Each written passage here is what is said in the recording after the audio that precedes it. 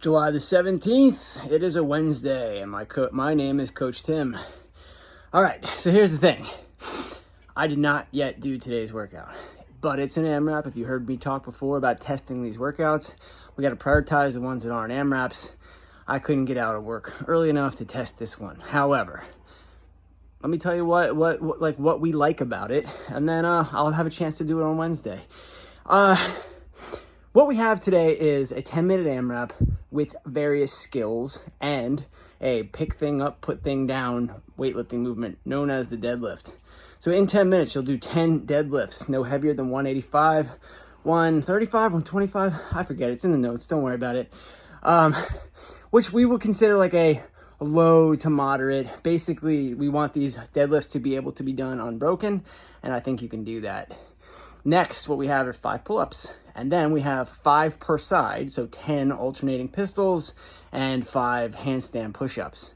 So, think about this one. What are we trying to get you to do here? We're trying to get you to practice skills under the duress of time, like within the context of a competitive CrossFit workout, but at a low enough volume so that you can hopefully feel successful. And to kind of keep on moving at whatever your definition of keep moving is, right? So deadlifts, I already said, unbroken, that should be for sure. I don't know, if they have to be singles, that's fine, as long as you're right back on it. But the pull-ups, that can be singles too, something that you're chipping away at. And pistols, 5 per side, pistols are a hard enough skill that's a significant volume for some people. But on a per round basis, it feels like you have time and space to practice it at wherever you are right now with that skill. Now, the good thing about saying wherever you are with that skill is that we just did pistols last Wednesday.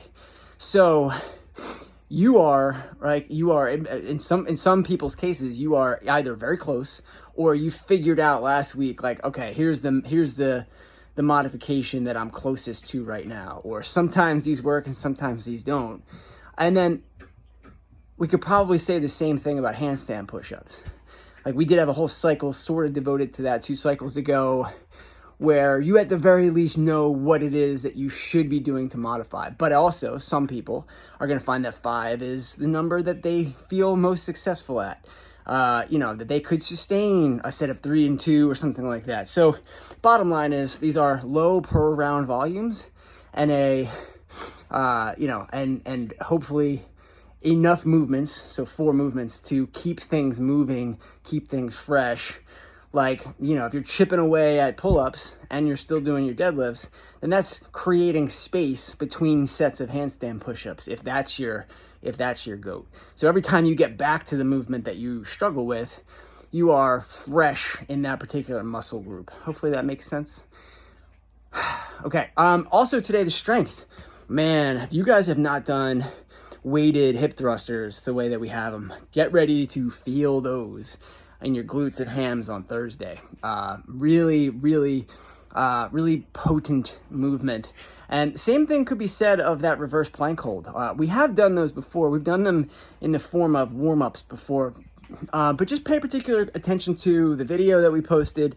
Try to keep your fingers on the plank hold, the reverse plank, facing away from you, behind you. The fingers should be back behind you. Some people really can't pull that off. We have various wrist injuries and things like that. So do your best, but I'm sure you'll still get something out of it. Other thing with that plank is, for some of you, it might make sense to ask your coach, but also set up a camera and watch yourself do it. Make sure you look like you're in a straight line, that your body is in a straight line, as all planks should have. And then as far as the hip thrust, there will be a video that kind of helps you with the setup, but you're using the edge of a bench as sort of a fulcrum. We're gonna have to share that kind of thing today. You wouldn't want to use a box for this. You want some sort of padding, and you might want to help each other, right? You're gonna have that barbell in your hip crease,